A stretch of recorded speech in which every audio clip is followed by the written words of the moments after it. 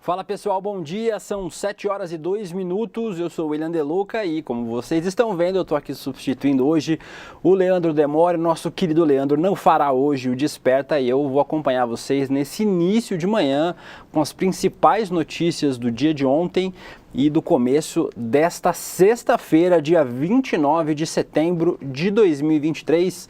É um prazer imenso estar com vocês aqui hoje. Farei jornada dupla, como de vez em quando eu faço, no Desperta ICL de manhã e em seguida no ICL Notícias primeira edição, junto com a minha querida Vivian Mesquita. Então vamos acompanhar juntos aqui comigo as principais repercussões, lendo as notícias do dia e também falando sobre o que deve acontecer de mais importante nesta sexta-feira. Aproveitando para agradecer no Ícaro, seu ponto está aberto aqui, eu estou ouvindo tudo que você está falando, só o Ícaro vai me acompanhar aqui hoje, o meu louro José, que vai me acompanhar aqui hoje nesse Desperta, fazendo a técnica. Então um beijo para o Ícaro, que está ali embaixo fazendo a parte técnica desse programa. Ana Rita de Cássia, vamos despertar. Muito sono, viu, gente? É difícil acordar cedo, mas estamos aqui firmes e fortes com vocês. Luiz Antônio Silva, o Pedro Alexandre, o Guilherme Evaristo mandou: acorda, vagabundo, acorda! Quem ouve Medo e Delírio em Brasília e gosta do Casimiro e do Casé sabe que áudio é esse. A Helga Krug, de Bombinha, Santa Catarina, o Rafael, a Clacir Ana Monteiro, de Porto Alegre, sem chuva, né? Os gaúchos ainda convivem muito com muitas chuvas essa semana inteira lá, várias imagens muito fortes, né? Em especial em Porto Alegre e na Grande Porto Alegre, de inundações, risco de enchentes. Então a gente deseja toda a sorte sem chuva para os gaúchos, para que a recuperação seja mais rápida. A Suquipédia de São José do Rio Preto, o Francimar de Bezerros em Pernambuco, o Henrique Neto de Lisboa. Quem mais está aqui? A Josina Jô de Rio Pomba, a Márcia Silvana de Porto Alegre, Dolores Fernandes de Londrina, o Brasil inteiro, o mundo inteiro acompanhando aqui o ICL Notícias e o Desperta. Maria Gildete, Guilherme Prudente de Garanhuns, o Ayrton de Itaipulândia, no Paraná. A Beatriz diz: sextou com Deluca. Isso é um bom nome de programa, hein? Vamos pensar se a gente usa. A Jerusa perguntando se o Leandro tá bem, se tudo bem com ele. Tá sim, o Leandro só teve outros compromissos hoje e eu tô aqui assumindo a casinha do Desperta. A Carla mandando um cheiro lá do Recife, Jaguariúna, Florianópolis, João Pessoa na Paraíba. Então um beijo a todos e todas que estão assistindo o Desperta ICL aqui comigo.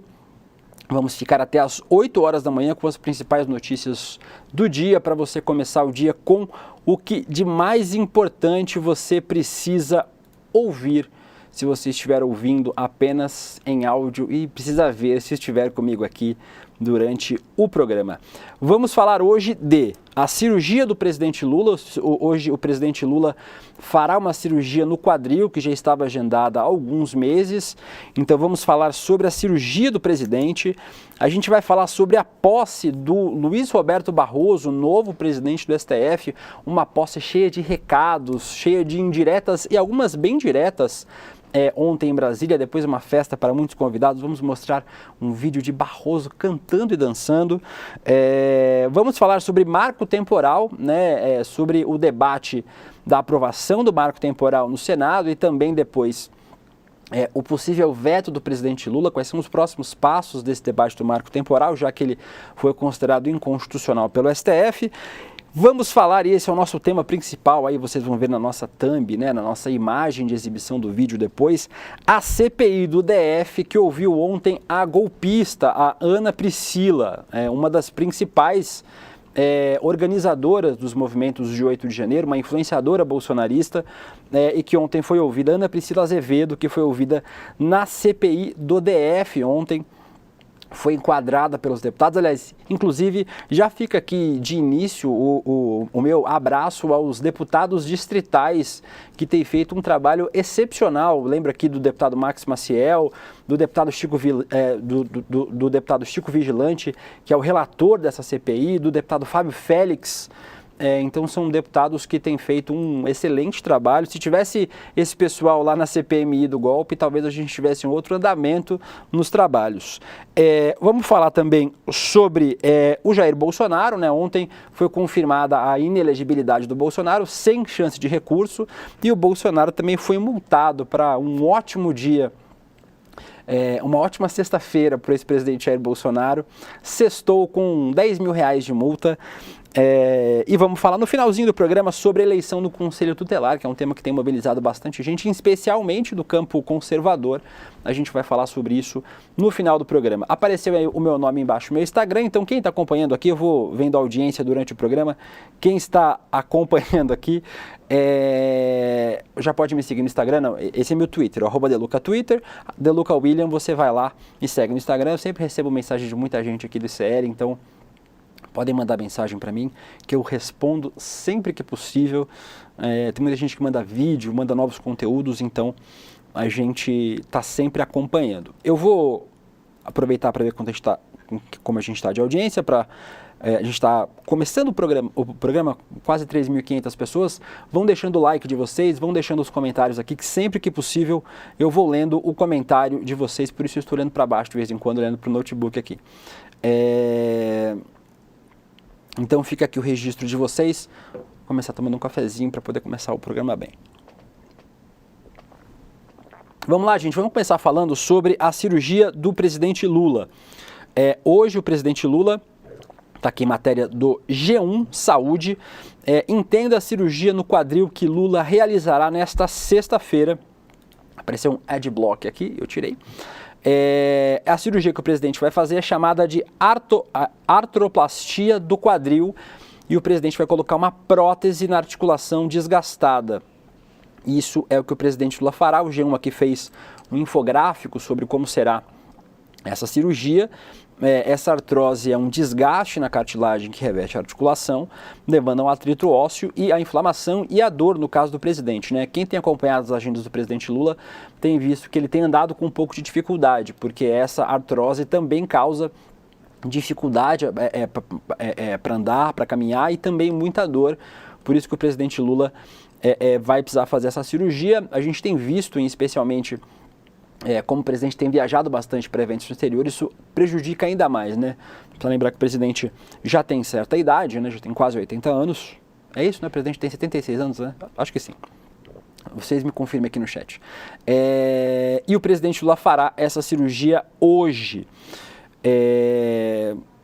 que é a substituição do osso pela prótese. Tá aqui, tem um gráfico aqui do G1 também que mostra como é feita essa cirurgia sob anestesia. Então, o G1 traz uma matéria bem completinha, uma cirurgia relativamente simples, né? Tempo de 1 a 2 horas, e a recuperação é de mais ou menos 1 mês. Então tá aí, a gente aproveita para desejar uma cirurgia tranquila para o presidente Lula, sem nenhuma intercorrência, e que ele possa voltar às suas plenas capacidades e sem dor, né, de preferência, muito em breve. Nisso, vocês devem estar se perguntando, o presidente Lula vai ficar afastado da presidência? Não, não vai. Aqui matéria da Veja, que vai carregar aqui. Alckmin não vê necessidade de Lula se afastar após cirurgia no quadril. O Alckmin, como vocês sabem, é médico. E ele é especializado em anestesiologia, então o vice-presidente Alckmin foi ouvido ontem durante a participação de um evento, e ele disse que o presidente Lula não precisará se afastar do cargo durante a recuperação da cirurgia. O presidente Lula fará a cirurgia hoje, sexta-feira, e o tempo médio de recuperação é de 3 semanas a 1 mês, para que ele possa voltar às suas plenas capacidades. Então, eu estou ouvindo um áudio aqui, Ícaro, no meu retorno. Menino Ícaro, que está aqui comigo hoje. Manda um beijo pro Ícaro aqui no chat. O Ícaro é um fofo que acompanha a gente todos os dias aqui no ICL, na nossa técnica. É o Caio também aqui, Caio Marinato também está aqui comigo hoje, acompanhando este programa. E se eu esqueci alguém da técnica, vocês me avisem no grupo para eu lembrar, para não dar mancada com ninguém. Então, o vice-presidente Geraldo Alckmin acredita que não há necessidade de afastamento. O presidente Lula vai continuar despachando do Palácio da Alvorada, a residência oficial do presidente, e de lá fará todas as reuniões, todos os diálogos necessários para continuar o andamento, o funcionamento da presidência da República sem nenhuma grande intercorrência. Então tá aí, registrado o nosso primeiro tema de hoje, são 7 horas e 12 minutos, o presidente Lula fará hoje a cirurgia no quadril que está agendada há algum tempo para poder corrigir um problema ósseo que tem dado muita dor de cabeça e dor efetivamente na perna do presidente Lula. A gente vai trazer durante o ICL Notícias primeira edição, obviamente, qualquer atualização em relação à cirurgia do presidente, se ela terminou e provavelmente sendo bem sucedida. Vamos falar sobre ela sendo bem sucedida, a cirurgia do Lula no quadril. Feito esse registro, vamos falar sobre a posse do Barroso. Fiquem aqui comigo, vão deixando o seu like, vão deixando o seu comentário, que hoje eu vou falar também sobre a CPI do DF, que a golpista Ana Priscila Azevedo tomou vários enquadros de deputados distritais. Eu vou mostrar os vídeos para vocês, mas eu vou começar falando sobre a posse do novo ministro do STF, Luiz Roberto Barroso. Tá aí a matéria do G1 para vocês. Ao assumir o comando do STF, Barroso defende direitos de minorias e maior participação de mulheres negras no judiciário. Como eu falei para vocês no começo do programa, a posse do Barroso foi envolta fica a dica, foi envolta de indiretas e algumas bem diretas do novo presidente do Supremo. O Barroso sucede a Rosa Weber, a ministra Rosa Weber se aposentou, né? A última sessão dela foi na terça-feira.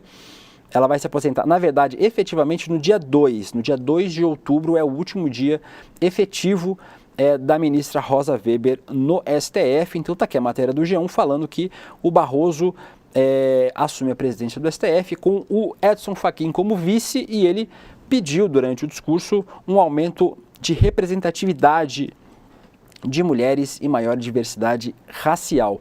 Tem uma fala do ministro e o novo presidente do STF.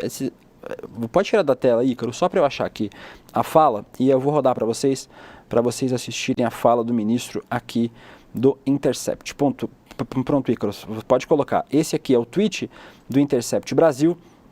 Barroso assume a presidência do STF e defende minorias e a democracia. Há quem pense que a defesa dos direitos humanos são causas progressistas. Não são causas da humanidade. Vamos ver o vídeo do ministro Barroso na posse do STF ontem.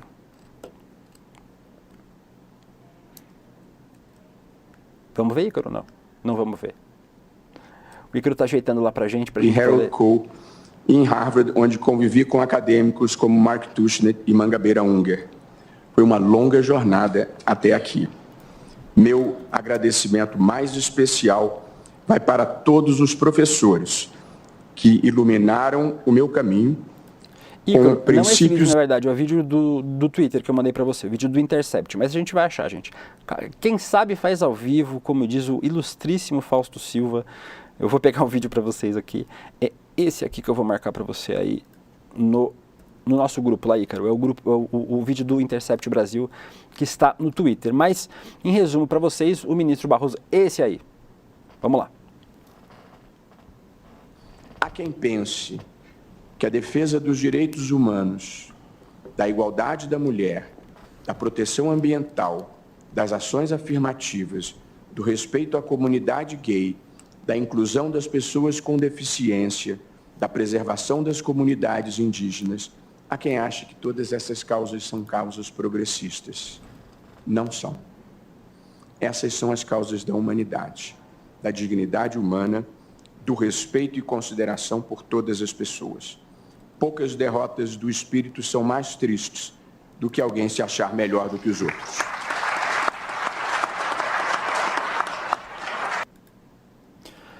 Foi realmente essencial essa esse discurso de posse do novo presidente do STF, Luiz Roberto Barroso. Muita gente falando aqui sobre ele nos comentários.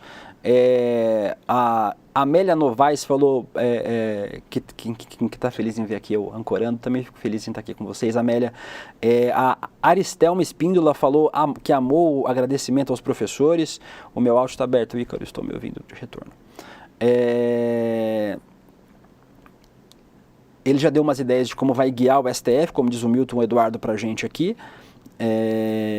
E também a Elisa Anjos disse: essa fala foi sensacional, causa das humanidades. A Sandra Mini dá um recado importante aqui, que não fique só no discurso, senhor ministro.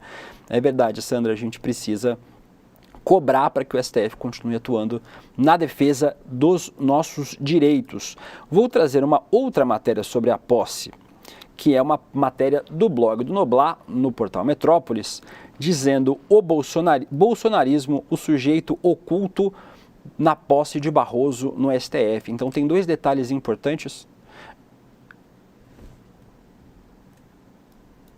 aqui. É isso que é para fazer, Ícaro? O Ícaro está falando aqui.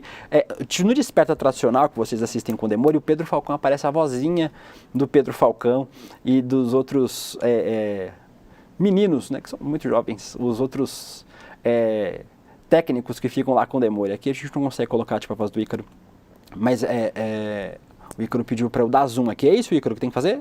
Tipo, tá certo aqui? Isso, blog do Noblar aí. Bolsonarismo, sujeito oculto da posse de Barroso no STF. Tem dois detalhes importantes nessa posse do Barroso, além do discurso do ministro, é o que não foi dito e os abraços e sorrisos, que eu vou falar na próxima matéria.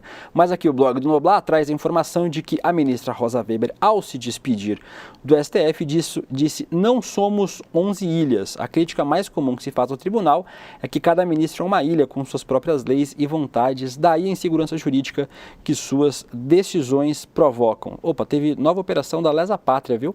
Já vou trazer informações para vocês.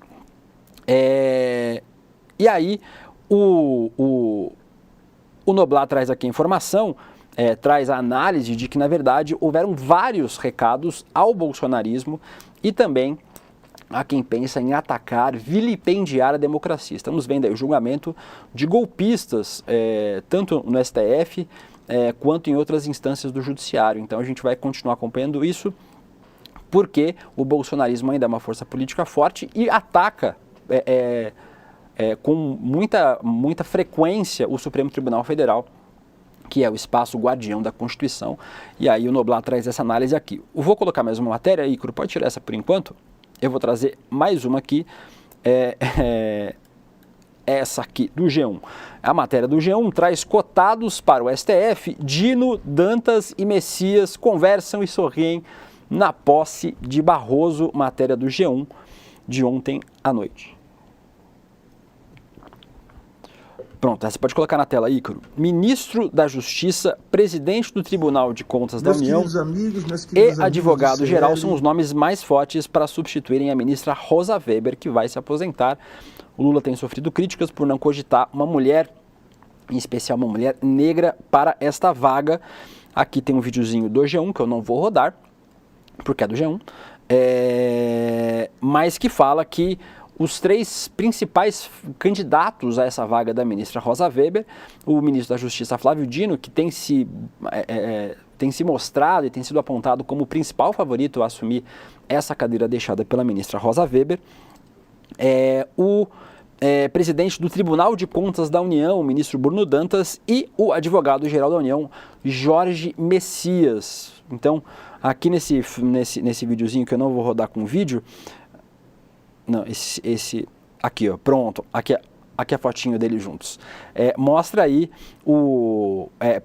pela ordem, né, no meio ali o ministro Flávio Dino, do lado direito o Bruno Dantas e do lado esquerdo o Jorge, não, isso, do lado direito o Jorge Messias e do lado esquerdo o Bruno Dantas.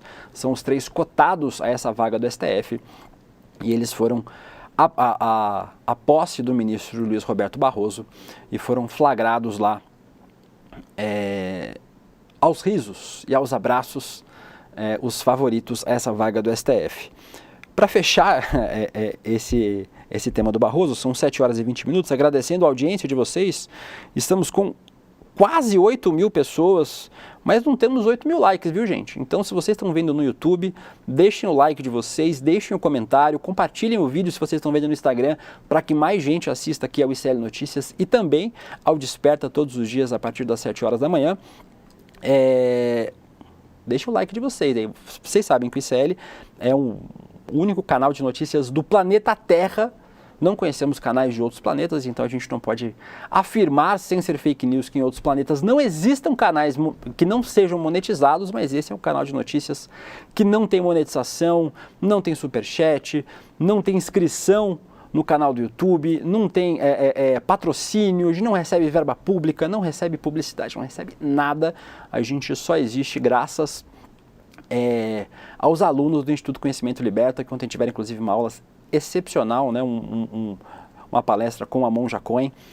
A gente provavelmente vai falar sobre isso no ICL Notícias primeira edição já, mas vocês fazem com que o ICL continue existindo, continue crescendo, e para isso a gente precisa chegar a mais gente. Então ajudem o algoritmo do YouTube, das redes sociais, a empurrar a gente para mais longe. Você que está vendo a gente pela TVT, também um grande abraço para vocês.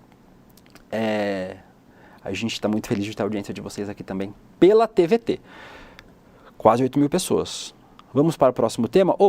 Não, deixa eu chamar esse vídeo só para ter um momento de alegria. Todas as posses de presidentes do STF, a gente sempre acaba vendo momentos de dancinha e de festa. Vou mostrar para vocês rapidinho aqui o ministro Barroso.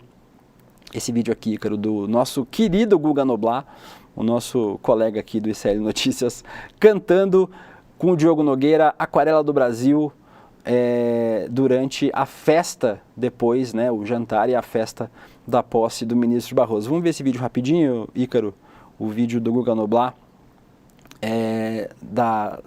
do ministro Barroso cantando animadamente no palco com o Diogo Nogueira.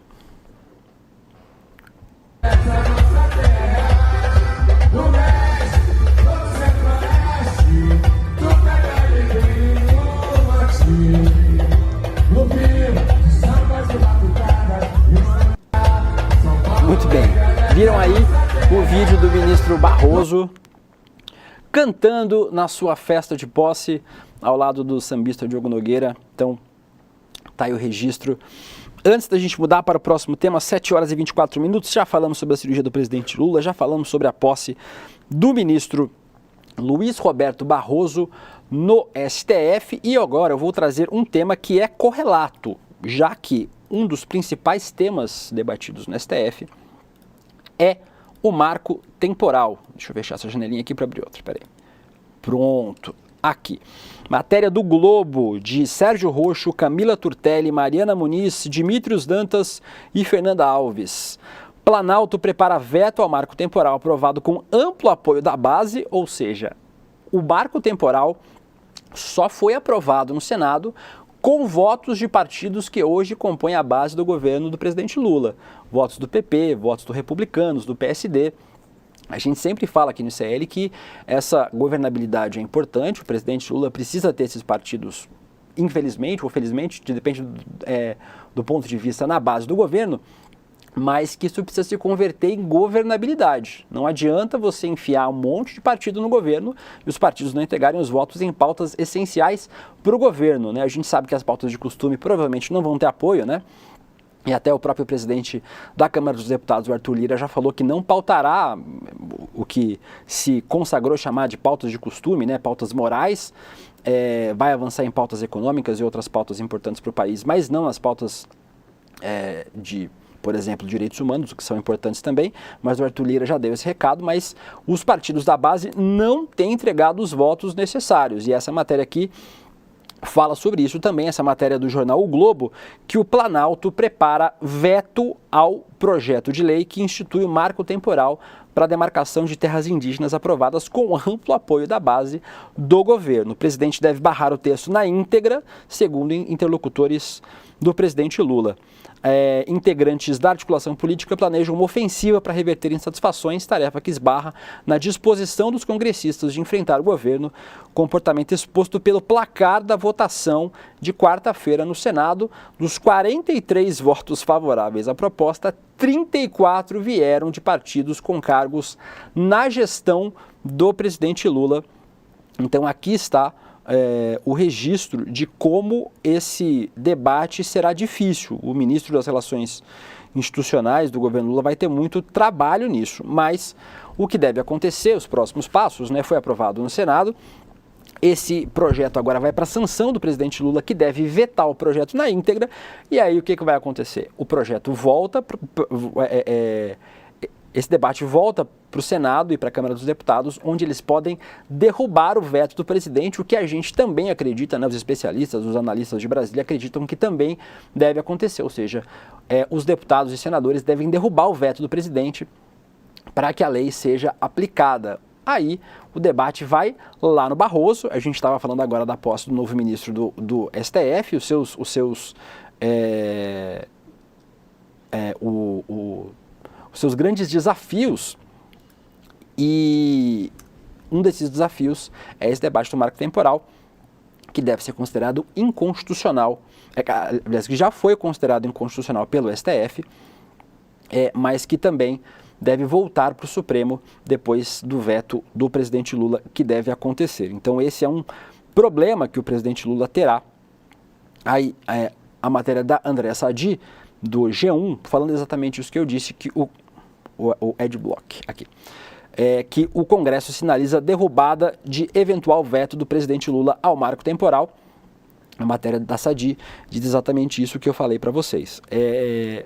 O presidente Lula vai vetar o projeto na íntegra, e aí o Congresso deve derrubar o veto do presidente Lula. E aí o debate volta para o STF. O STF já considerou o projeto inconstitucional, o projeto provavelmente não vai ser aplicado. Isso é uma coisa importante que a gente sempre diz, gente? Não é porque foi aprovado pelo Congresso, pelo Senado, pela Câmara dos Deputados, que seja legal.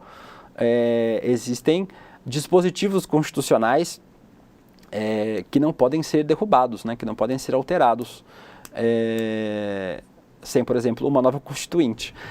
Esse caso específico, o projeto, o tema já foi votado pelo STF e considerado inconstitucional.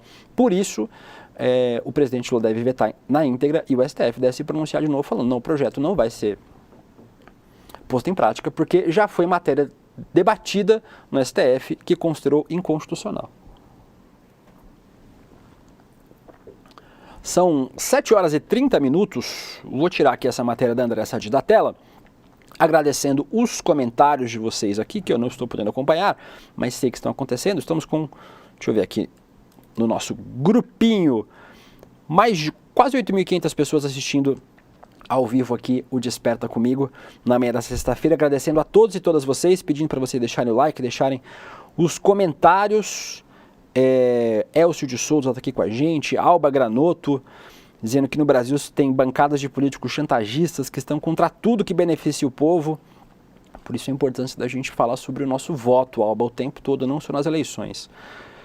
O Josevaldo falou que gosta do ICL, mas o nosso jornalista é um pouco lento. É que eu estou com sono, Josevaldo. Aí eu estou um pouco lento, mas eu estou tomando café, eu vou acordar daqui a pouco, viu? A Ivelise de Curitiba diz que é o pior congresso que nós já temos. O Miguel Monteiro diz que o Lira será o próximo Cunha. Espero que você esteja errado. A Kátia Nunes também está aqui com a gente. O Clair Santos de Santa Cruz, no Rio Grande do Sul. E a Valéria Calisto diz que o Congresso não deixa o Brasil dormir em paz. É verdade, Valéria. A gente tem um debate muito importante. A Helena e a Gabriela estão me defendendo aqui, dizendo que eu sou ótimo. Obrigado, Helena e Gabriela, um beijo para vocês. Mas a gente realmente tem que discutir o nosso Congresso. O nosso Congresso é um dos principais problemas desse país, A gente sempre pensa muito no voto para presidente, para governador, mas as nossas assembleias, nossa Câmara dos Deputados, nosso Senado são importantes demais. Vou aproveitar porque a gente está falando sobre o Congresso para falar sobre quem atacou o Congresso. Deixa eu voltar lá para minhas janelinhas de matérias aqui com vocês, para falar sobre a CPI do golpe no Distrito Federal. Então, está aqui matéria do Estadão, assinado pelo Tássio Lohan, falando sobre o depoimento da Ana Priscila Azevedo, uma influenciadora digital bolsonarista, golpista, presa, inclusive, que ameaçou colapsar o sistema e disse que não sabia que cometia crime ao invadir o Planalto. A disfarçatez dos bolsonaristas tem duas coisas que sempre me impressionam, assim, a arrogância do bolsonarismo, né? Mesmo afundado no lodo, eles continuam com uma arrogância, uma empáfia muito grande, né? A participação dos militares, dos generais e dos outros militares nas CPIs, na CPMI, deixam isso muito claro. Mas ontem a Ana Priscila Azevedo, que não é nem militar, nem general, nem nada, é só uma influenciadora digital, também foi muito arrogante durante todo o seu depoimento. Está aqui a matéria do Tássio Lohan, do Estadão, dizendo que, apontada pela Polícia Federal como uma das organizadoras dos atos antidemocráticos, a Ana Priscila Azevedo afirmou nessa quinta-feira, 28, que não sabia que estava cometendo crime ao invadir o Palácio do Planalto e participar de uma tentativa de golpe. Presa desde 10 de janeiro, ela ficou conhecida por publicar um vídeo antes dos ataques na Praça dos Três Poderes, anunciando que iria colapsar o sistema, sitiar Brasília e tomar o poder de assalto. Ela ainda convocou mais de 30 mil pessoas num grupo de Telegram para irem a Brasília. No vídeo ela disse: a Babilônia vai cair. Então está aqui a Ana Priscila Azevedo prestando depoimento ontem na CPI do DF. Eu vou mostrar dois vídeos para vocês. Pode tirar da tela a matéria, Ícaro, por favor. Eu vou mostrar para vocês dois vídeos. O primeiro deles é um vídeo de um depoimento da Ana Priscila Azevedo ontem no STF. É este vídeo que eu vou puxar aqui, Ícaro, para nós. Espera aí. Vai dar certo, gente. É um vídeo da própria Câmara do DF, desse depoimento da Ana Priscila. É esse vídeo aqui, Ícaro, esse vídeo de 2 minutos e 22 segundos. Esse está na tela para vocês aí no meu Twitter. Se vocês não me seguem no Twitter ainda, @Deluca, está aí na tela para vocês. No Instagram, @DelucaWilliam. Vamos ver o vídeo da Ana Priscila falando ontem na CPI do DF. E não desistirei jamais do meu país. Sou uma patriota e por isso me manifestei e me juntei a outros que pensavam que poderiam contribuir para um Brasil melhor. Disse várias vezes, digo de novo e repetirei tantas vezes quantas forem necessárias, que sou patriota e por isso não me calei. Porém, em momento algum pensei que ser patriota pudesse vir a ser sinônimo de golpista e que passasse a ser considerado como tipo penal. Pensava eu que a democracia me permitisse o direito ao livre pensamento, onde eu pudesse ir aonde eu bem quisesse e que poderia me encontrar com quem quer que fosse.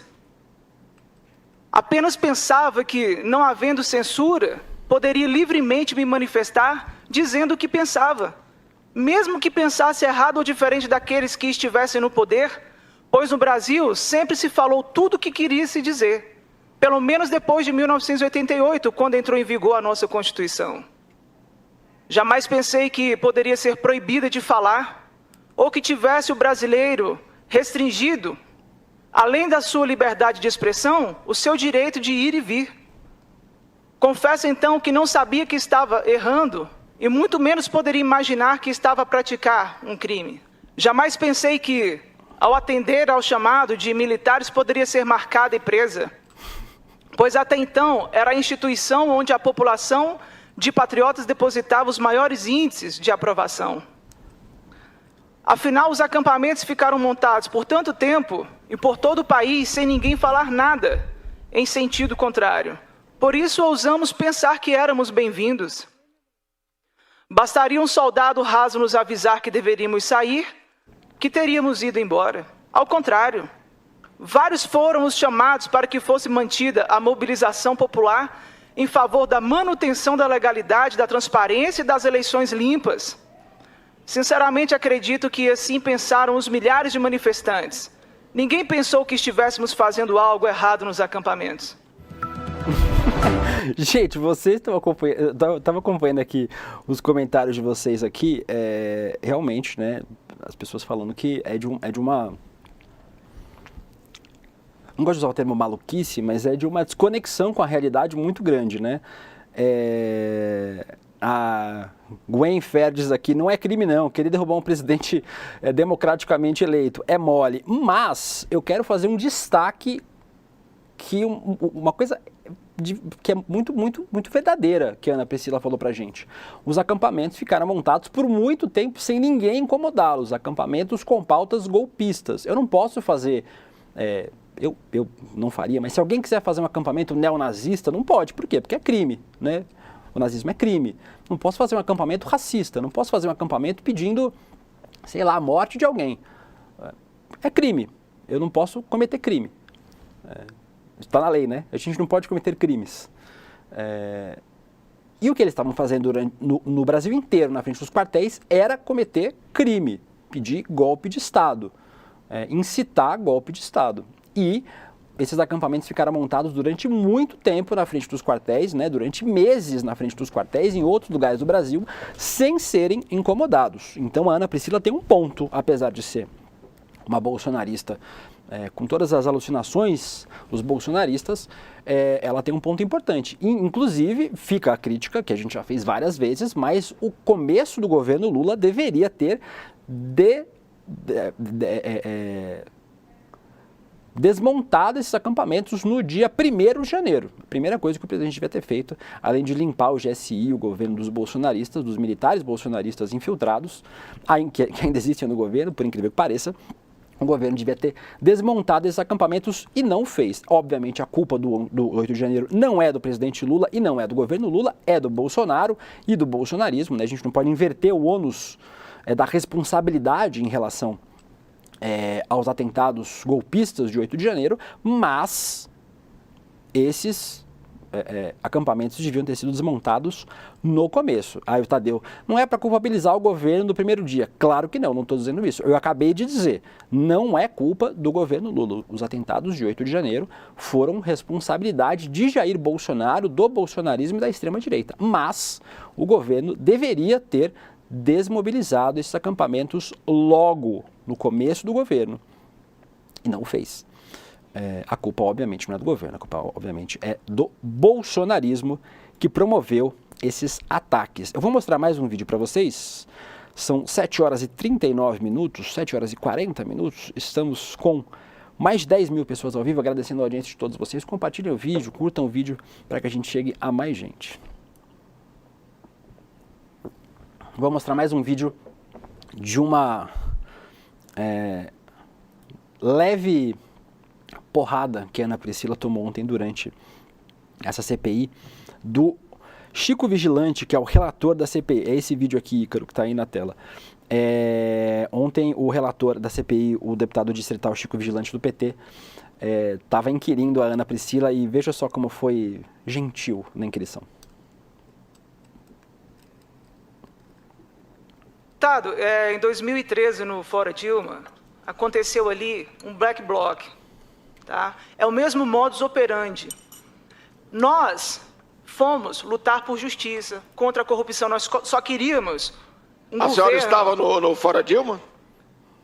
Aqui em Brasília, sim, senhor. A senhora estava? Eu estava. Sim, senhor. Quer dizer que a senhora já é golpista de muito tempo. Não, senhor. Prossiga, deputado Hermeta. Nós tivemos 4 anos de um governo que o país cresceu. Nós vimos a transposição do Rio São Francisco, nós vimos poços artesianos que foram furados no semiárido nordestino. A senhora não vai fazer propaganda de um governo genocida que matou milhares de pessoas. Olha o passarinho. O vídeo do Nós e Conexões aí tem olha o passarinho do Lula no final do vídeo. Não tem o nosso sabiazinho bubu aqui do nosso Chico Sá. Mas fica aí o registro do... Aí, ó, no finalzinho. Tem o nosso deputado distrital Chico, o nosso deputado distrital Chico Vigilante, poucas ideias, como a gente diz aqui em São Paulo, com a golpista Ana Priscila. Falando sobre esse tema, são 7 horas e 40 minutos, temos vários temas para passar, conseguiremos passar por todos? Talvez não, mas aí a gente continua falando sobre vários deles no ICL Notícias primeira edição, com a Vivian Mesquita, eu e Vivian daqui a pouquinho. Mas eu quero trazer uma notícia de agora, tá aí na tela pra gente, PF faz buscas contra ex-integrantes das Forças Armadas do Exército por participação nos ataques de 8 de janeiro. O general da reserva, Ridalto Lúcio Fernandes, é suspeito de ser um dos idealizadores dos atos golpistas. Investigação busca identificar envolvimento de outros integrantes deste grupo. Está aqui a matéria do César Tralli, da TV Globo, às 6h51 da manhã. Vamos ler juntos. A Polícia Federal cumpriu na manhã dessa sexta-feira um mandato de busca e apreensão contra o general Ridalto Lúcio Fernandes, acusado de participação nos atos golpistas de 8 de janeiro.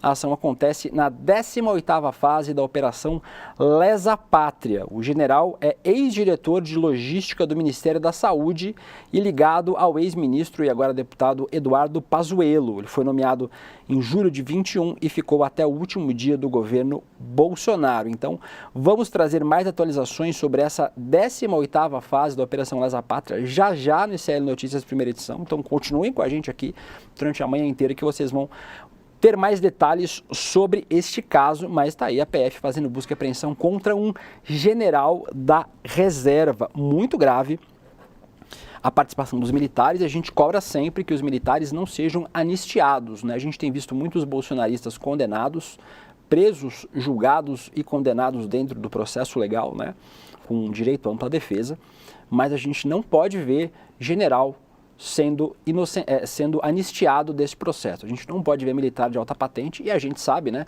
apesar das tentativas do pior ministro do governo Lula, o José Múcio Monteiro, ministro da Defesa, de passar pano para os militares, que as Forças Armadas estão envolvidas até o pescoço com o golpismo. Está no DNA das Forças Armadas brasileiras ser golpista e a gente precisa rediscutir o modelo e o formato das nossas Forças Armadas.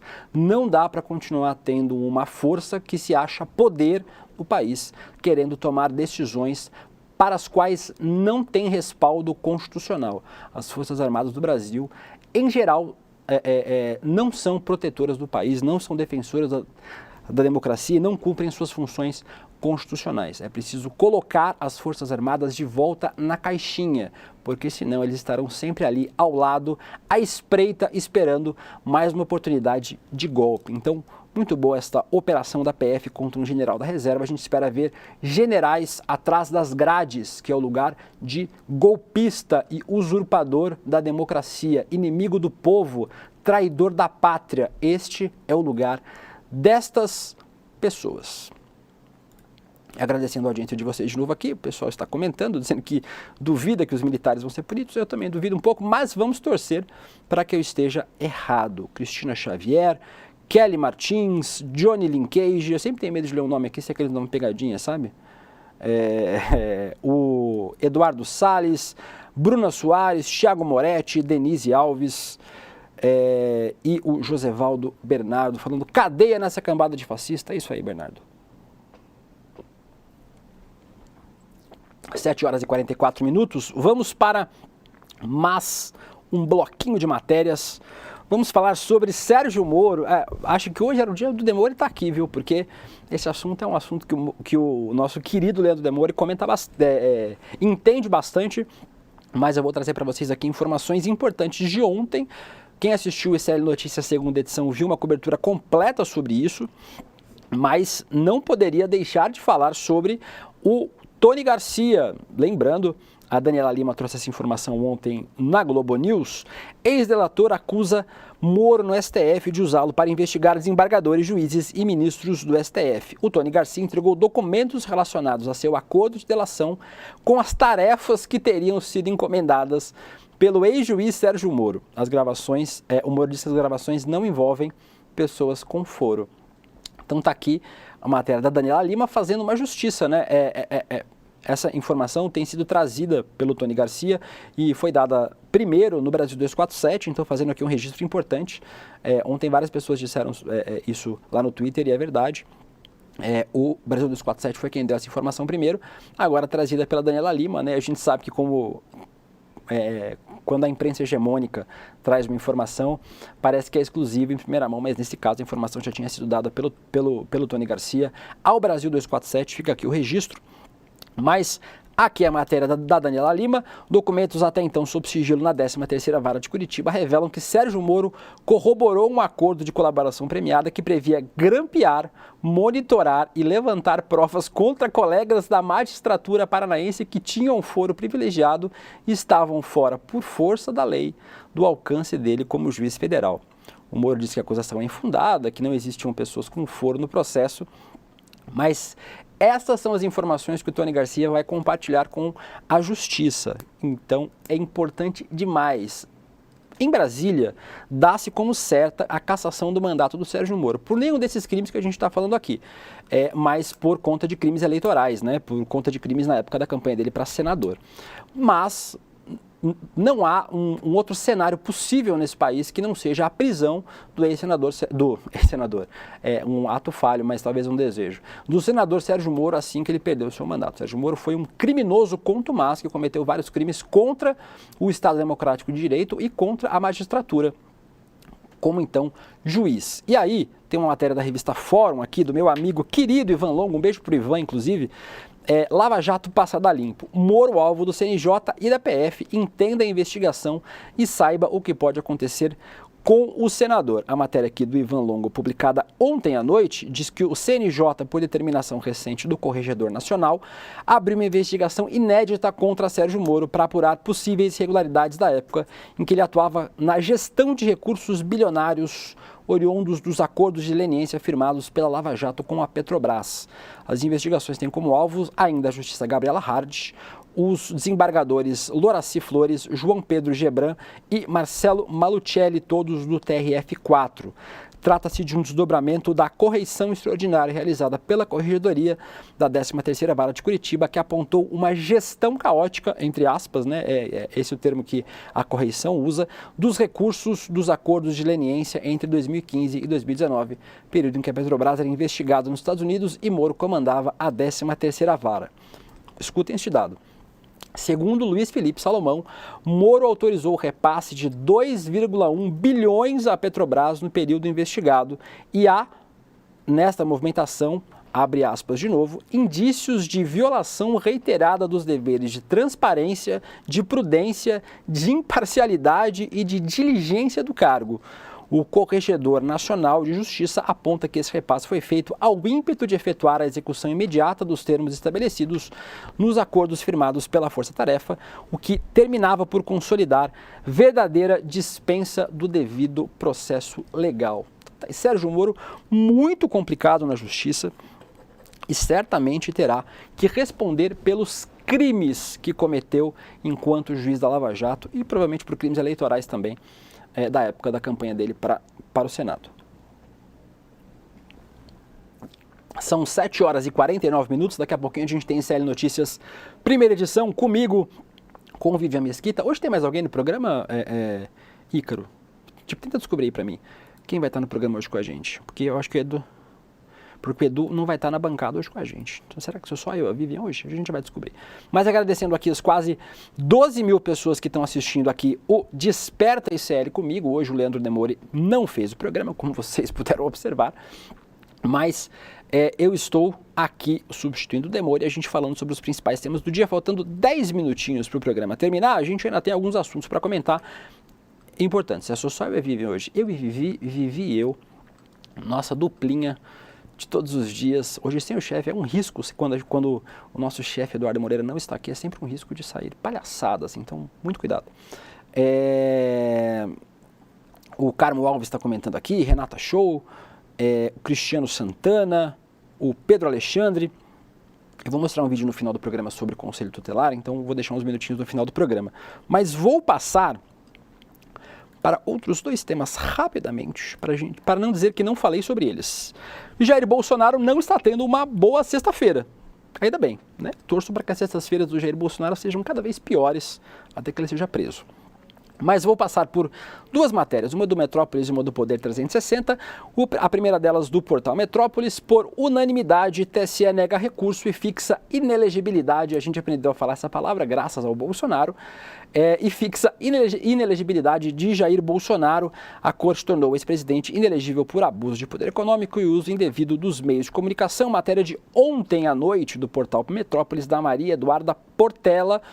O TSE manteve a condenação do Bolsonaro e negou os seus recursos. O julgamento foi na Corte Eletrônica, teve o julgamento virtual na Corte Eleitoral, terminou nessa quinta-feira. Os ministros analisaram a defesa do presidente, os tais embargos de declaração que não costumam mudar o resultado do processo, mas tem por sentido reduzir a pena, por exemplo, esse tipo de coisa. E para esclarecer possíveis conflitos ou omissões na decisão do colegiado. A defesa do Bolsonaro tentou reverter a decisão, mas o colegiado, o TSE, determinou a inelegibilidade do ex-presidente agora, sem mais recursos possíveis em relação a essa inelegibilidade. Eu olho para baixo aqui que eu tenho umas notificações no relógio para que, caso coisas aconteçam, como por exemplo a superação da PF, da Lesa Pátria agora, recebi e trouxe para vocês. Além de ter sua inelegibilidade confirmada, Jair Bolsonaro, pode tirar da tela, Ícaro, que eu vou pegar outra matéria aqui. Pronto, pode colocar. O Poder 360, TSE multa Bolsonaro em R$10 mil por material contra Lula. Então, na mesma levada, o Bolsonaro levou duas. Aqui matéria de ontem à noite do Poder 360, o TSE multou o Jair Bolsonaro em R$10 mil por propagandas negativas contra o então candidato e agora presidente Lula nas eleições de 2022. A coligação do Bolsonaro também foi multada em R$30 mil. O relator do caso, o ministro Benedito Gonçalves, mencionou que a legislação proíbe impulsionamento pela internet negativa contra adversários. Então, mas isso não é problema para o Bolsonaro, né, gente? 105 imóveis da família Bolsonaro, salário de 40 mil de aposentadoria, mais 40 mil do PL, mais 40 mil da Michele Bolsonaro, os seguidores da seita bolsonarista mandando pix para o Bolsonaro sempre que ele pede. Então, R$10 mil é dinheiro de pinga para o Jair, o ladrão de joias, que é só achar um Patek Philippe escondido lá e vender que Jair Bolsonaro consegue pagar essa multa e ainda sobra muito dinheiro. Mas tá aí, decisão do TSE multando o ex-presidente Jair Bolsonaro em R$10 mil. Vou passar em 20 segundos por uma matéria importante, porque é um tema que acho importante a gente tratar. Matéria do Brasil de Fato. Nem presa, nem morta. Milhares protestam pela legalização do aborto em São Paulo. Ontem, aqui em São Paulo, a gente teve um ato contra a criminalização do aborto, pela descriminalização e pela legalização do aborto.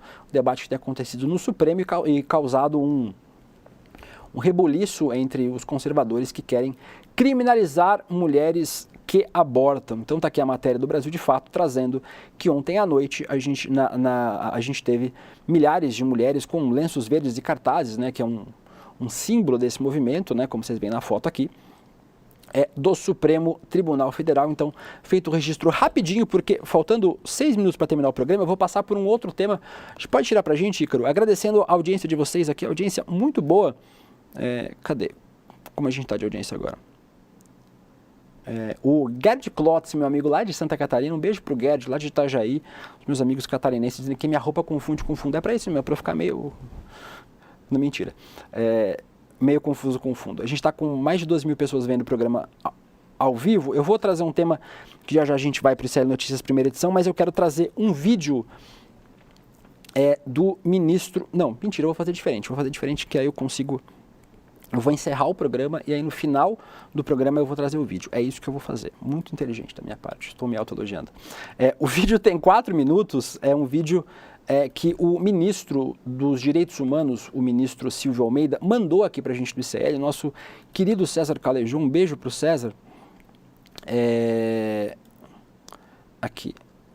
Eu não estava vendo o nosso grupo fechado aqui do ICL. O Leandro Demore tinha mandado essa matéria da Operação Lesa Pátria e eu não tinha visto. Direto do aeroporto, o Leandro mandou pra gente. Um beijo pro Leandro Demore.